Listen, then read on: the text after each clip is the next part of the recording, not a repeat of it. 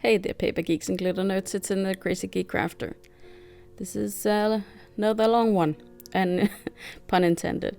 I'm going to a double birthday, a 150 years birthday, and therefore I couldn't help myself. I had to make a card with 150 candles. The easiest way to make these, in my opinion, would be a stencil. And I've been wanting to try and make a layered stencil for a while. So that's part of this project.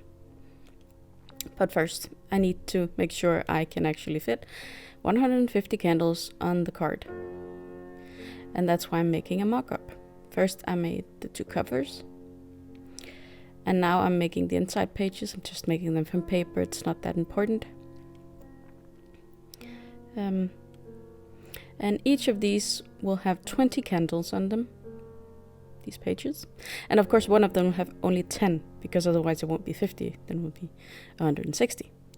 And that won't work. But I'm just making the mock-up. I like to do these when I'm doing a new type of card, and I want to make sure that everything works out. And then it's easier to make a small scale version with the, well, in this instance I'm just using paper and a little bit of cardstock. Depending on what you're making a mock-up of, you can use paper or cardstock. For instance, when I was making mock-up of the church, I made those in cardstock, but not the 300 grams. I think it was maybe 180 or something like that. It wasn't as strong as the version I would make at a later date when I've figured out all the kinks. I like making little mock-ups of projects. Just it helps get the idea out of my head and to see if it will even work before I tackle a huge project. And it worked. So, the stencil making I didn't put on video. It took a long time, a lot of trial and error. This is the first one I made, and I made an error with this one. I hope you can see it when you lift it up here. I did the holes wrong for making a candle with dots. And this one I made it right. This is the second version, where, if I can get the camera to focus, where I cut out the holes and not left the holes in. Words are hard when it comes to this, so I'm just gonna leave it at that. It's the whole figuring out the cut part versus the parts that stays when you're making a stencil, and that is why I'm already on version 2 of this stencil. And I think if I feel like it, I will make a version 3 where the flames are actually on their own pieces, and on those pieces I could also make some confetti maybe for the background. So that's a thought. And now I'm picking out the colors. And I decided to go rainbow because I have so many candles. That would actually just be the easiest, to just go rainbow. So I need a light and a dark color. And I need 8 of those, if I remember correctly. 1, 2, 3, 4, 5, 6, 7, 8 different colors. So I'm just gonna pick those out.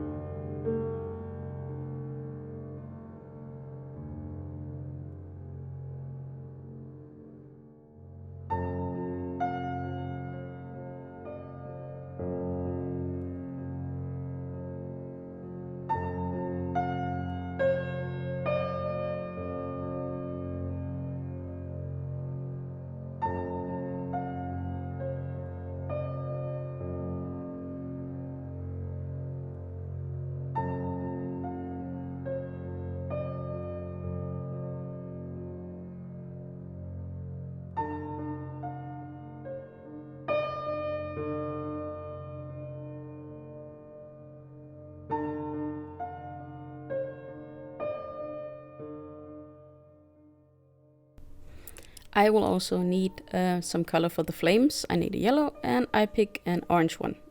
You could do red if you want. I prefer orange. So those I pick, and I put them off to the side so I don't get them mixed up with the other colors. Now I'm making a test here, since this is a newly made stencil. I never used it, and I don't know if this is actually gonna work. I actually don't even own a layering stencil. I just see them on YouTube, and they're so cool. And I figured it would be so very much cool if one could do it by themselves using a program at home. And a BrotherScan'n'Cut, of course. So I'm covering up the flames, and this is kind of tedious. And I think the whole process would have gone maybe a bit quicker if I hadn't had to do this, because the tape, I'm going to have to wash the stencil every time I shift colors. And the tape gets wet, and that's annoying. So I think I'd prefer to just do the flames on their own next time. Like I said, I can still use the stencil for something more, for the background maybe. But that's just a thought.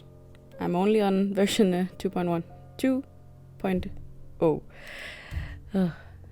And I figured maybe I was gonna do a gradient with the light to dark on the candles to get some definition, some change going across the card. Calling it this a card is an understatement, by the way. It's quite long. Each panel is 14 centimeters, and 14 times 8 is a lot. Yeah. But this is my test piece. I won't throw it out. I'll use it for a card at a later date. But I wasn't particularly happy with it. I had a hard time getting definition from the stencil. I think I need to invest in some better brushes. Of course, these are just what I had on hand, so to speak. I have bought these particularly for card making. I should note that these the brushes with the elastic bands on them, they're actually for making shaving cream for men. But they actually work quite nicely with stencils most of the time. They just really didn't want to work with these. But this first trial comes out really fuzzy on the edges. I have been wondering how to fix that when I use it for a card, but that will be another video for you. It won't be this one. We have too much to cover. And I have left in quite a lot. Oh, see, Jane is interested in what I'm doing, and this is one of the reasons why everything takes so long. This card took me 3 weeks to make. I'm not kidding you. I missed the days back before I got back problems when I could do this in like 2.5 days. Or days and nights, maybe. But still, the fact that I could make something like this that quick, I'm envious of old me. The candle shapes, actually from Brothers Canvas program, they had a card with the candles on them. I took them and I manipulated them to a shape I liked, and then I made the decorations for the second layer for them. So that wasn't too difficult. It takes some time, but it was worth it. I like working on the computer, so that's not too bad for me. So now cleaning the stencil, so I can try again. And this time I'm going to use my standard MISTI, so that it's easier to place the stencil in it. And I think maybe after trying this, I'm going to have to get one of those stencil mats. And I've learned that you have to cut the tape so it doesn't hang over the edge, because on the pink one, yes, the pink one, I had, I think, 1 millimeter space between the stencil and the edge of the MISTI because of the tape. That was really annoying. It made it harder to line up the second stencil, but I managed. So after the fiasco with the first one, this one turned out way better, and because I had it in the MISTI, I think I had more control. I dared to push harder into the corners of the stencil so that I could get sharper edges. At least that's what I think. See, I lift it up here and it's still fuzzy. especially the bottom ones. Apparently it was fine for me. Yeah. And then the darker color for the decorations. And after this, I'm just gonna go one color after the other. I'm going to speed things up for you because you don't really need the detail of it, but I like to leave it in, you know, to keep it real, so to speak. Now I figured with the candle base I could use the foam applicator, but with the detail layer I did need a brush. So hopefully with a actual stencil brush I will be doing great in the future. I was a bit discouraged after making the first test with my stencil, but after making all of the panels, I actually think I'll try to make more. I've been sketching a bit, but no promises yet.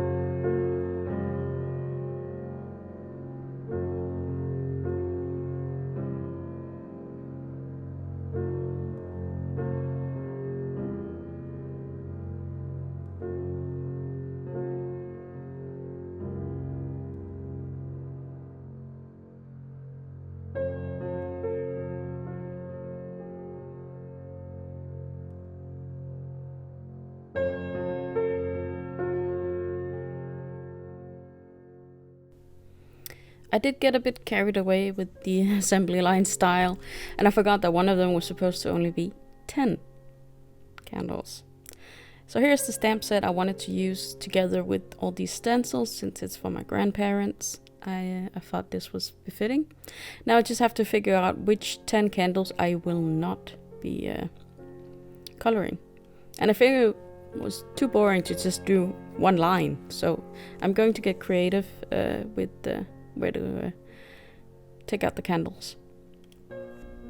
It works out fine. It's I don't place my little figures here where I thought I would, but it works out with the sentiment. At this point I had no clue what sentiment I was going to put on the inside, and that was actually annoying because it's really hard to find something that goes with candles, at least in my collection, and preferably in Danish. Not that my grandparents don't know English, that's not the problem at all. Just I like to keep it Danish. I think there's something about it, having a card in your native tongue.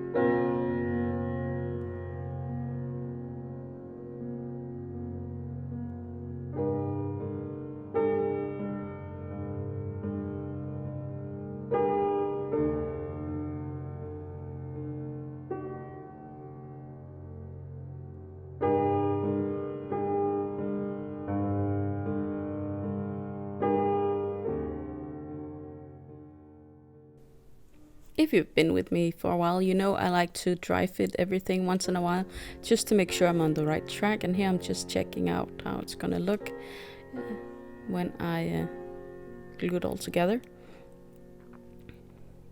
And it's actually so big I can't even keep it in camera. I have to break it in two so you can see how much this actually takes up, how much space it is. So let's hop on over to part 2, shall we?